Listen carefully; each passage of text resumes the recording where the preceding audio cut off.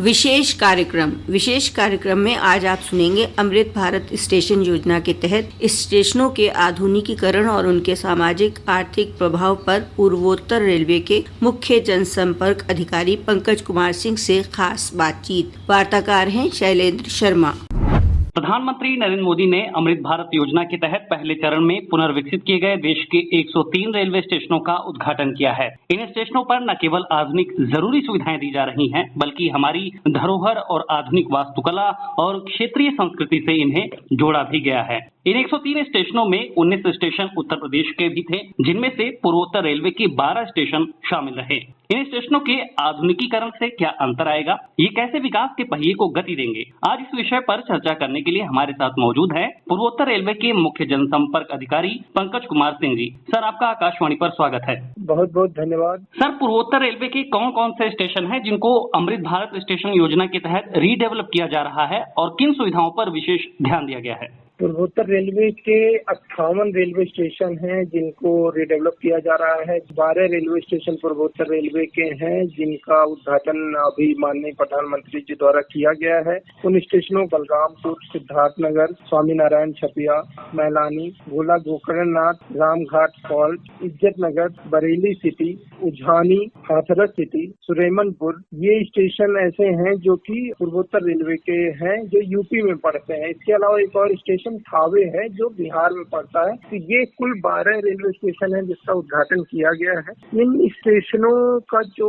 पुनर्विकास किया गया है, इसमें इस बात का ध्यान रखा गया है कि जो स्थानीय संस्कृति हो, जो ऐतिहासिक धरोहर हो, वो कहीं न कहीं स्टेशन भवन में रिफ्लेक्ट हो। तो ये सभी सुविधाएं जो डेवलप की गई हैं, इससे एक नया स्वरूप बदला है स्टेशन का। बिल्कुल सर, भारतीय रेलवे में पूर्वोत्तर रेलवे की बड़ी भूमिका है। ऐसे में जिन स्टेशनों का चयन किया गया है वो कितने महत्वपूर्ण थे और यात्रियों को अब इन सुविधाओं के अलावा आवागमन के लिए और क्या सुविधाएं मिलने जा रही हैं? क्योंकि हमने कहा ये छोटे स्टेशन है, तो क्या यहाँ पर ट्रेनों का रूट भी बढ़ाया गया है, ट्रेनें भी बढ़ाई गई? पिछले 10 सालों में पूर्वोत्तर रेलवे में बहुत ज्यादा विकास हुआ है, क्योंकि छोटी लाइन के नाम से मशहूर पूर्वोत्तर रेलवे आज लगभग पूरी तरह से बड़ी लाइन बन चुकी है। एक रेलवे लाइन मैलानी से दुधवा नेशनल पार्क होते हुए नानपारा को जाती है। उस लाइन को मीटर गेज में ही संरक्षित किया हुआ है।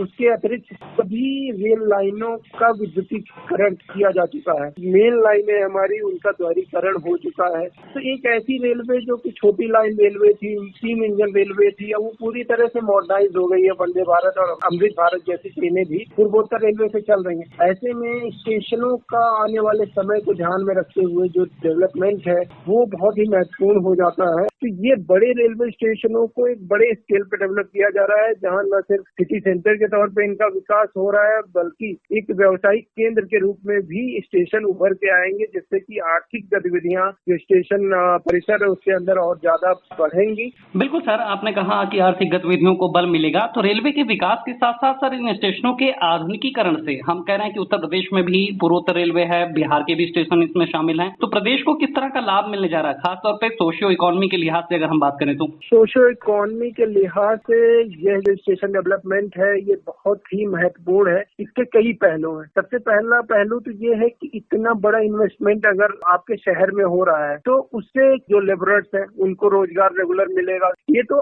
ड्यूरिंग द कंस्ट्रक्शन जो विकास होता है उसकी बात हो गई। दूसरा ये है कि जब यह स्टेशन बन के तैयार हो रहे हैं, जो वहाँ पे अगर व्यावसायिक गतिविधियां बढ़ रही हैं और वहाँ पर जो स्थानीय लोग हैं उनको भी वहाँ पर स्थान मिल रहा है। फॉर एग्जाम्पल, जैसे रेलवे ने 1 स्टेशन 1 प्रोडक्ट शुरू किया जो उस जिले के थे, वो वहाँ पर लेकर आए। इसी प्रकार से और भी चीजें हैं कि अगर आपके यहाँ कॉमर्शियल बिल्डिंग्स बन रही हैं या कॉम्प्लेक्स बन रहे हैं, तो वहाँ पर जो लोग आते हैं वो लोग स्टेशन से भी लाभान्वित होंगे। यानी कि स्टेशन पे अगर व्यावसायिक गतिविधियां बढ़ेंगी तो ये भी स्टेशन भी तो प्रदेश का ही एक हिस्सा है। तो अगर उस हिस्से में कुछ भी बड़ा डेवलपमेंट होगा तो उसका लाभ निश्चित तौर पे प्रदेश वासियों को, प्रदेश को भी मिलेगा। बिल्कुल सर, आपने सुविधाओं की बात की, लेकिन सर मौजूदा वक्त में जब भारतीय रेलवे नेटवर्क अपने आप को अपग्रेड कर रहा है, आपने तमाम सुविधाओं की बात की, गति से लेकर अब हम स्पीड के साथ साथ बहुत सारी सुविधाएं देखने को मिल रहे हैं, तो ऐसे में अमृत भारत योजना का महत्व कितना बढ़ जाता है? अगले 50 साल के हिसाब से स्टेशन की क्या रिक्वायरमेंट होगी उसको असेस किया जाए और उसको फिर उसके अकॉर्डिंग तैयार किया जाए। तो यह एक बहुत महत्वाकांक्षी योजना है जिसमें ये असेसमेंट किया गया कि अगले 50 साल में कितने यात्री बढ़ जाएंगे, क्योंकि लगातार रेलवे अपना इंफ्रास्ट्रक्चर नेटवर्क, जैसा मैंने आपको बताया कि पहले दूसरी लाइन थी, अब तीसरी लाइन बननी शुरू हो गई। पहले एब्सोल्यूट सिग्नल था, अब ऑटोमेटिक हो गया कि हर किलोमीटर पे एक गाड़ी चल सकती है, एक ब्लॉक सेक्शन में एक से ज्यादा ट्रेनें चलाई जा सकती हैं। तो वो जो इंफ्रास्ट्रक्चर का विस्तार हो रहा है, जो नई ट्रेनें आ रही हैं, जो ट्रेन सेट है कि एक साथ पूरी ट्रेन आसानी से चली जाती है, स्पीड ज्यादा होगी तो ज्यादा ट्रेनें चला पाएंगे, ऐसे में ज्यादा यात्री आएंगे। जैसे पी कार का कॉन्सेप्ट रखा गया कि किसी भी एक पी कार में कितने यात्री किसी स्टेशन आ जा रहे हैं और आज से 50 साल बाद क्या एस्केलेशन होगा, उसके अनुरूप फिर स्टेशन का मास्टर प्लान तैयार किया गया और उसको डिजाइन किया गया, जिसके हिसाब से नए स्टेशन बनाए जा रहे हैं। बिल्कुल सर, आखिरी सवाल आपसे सर, आपने कहा कि इन स्टेशनों पर स्थानीय संस्कृति के समन्वय से इनका विकास किया गया है, वास्तुकला का जो आधुनिक वास्तुकला है उनका भी प्रयोग किया गया है। गोला गोकर्णनाथ और थावे ये दो स्टेशन भी हैं जिनमें भी इन चीजों को देखा जा रहा है, तो इनका प्रयोग किस उद्देश्य से किया गया है? ये कैसे लोगों से एक इमोशनल बॉन्डिंग भी क्रिएट कर रहे हैं? बिल्कुल सही बात है। इमोशनल बॉन्डिंग के साथ सबसे महत्वपूर्ण है कि अगर आप स्टेशन जाएं तो आपको स्टेशन पे ये फील आए कि आप इस पर्टिकुलर जगह पे हैं। आपने गोला गोकर्णनाथ की बात कही, छोटी काशी के नाम से जाना जाता है। स्टेशन का जो डेवलपमेंट किया गया है वो इस हिसाब से उसका सिंबल रखा गया है कि एक सिंबॉलिक आपको दिखेगा कि आप वहाँ पे ऐसे स्टेशन पे हैं।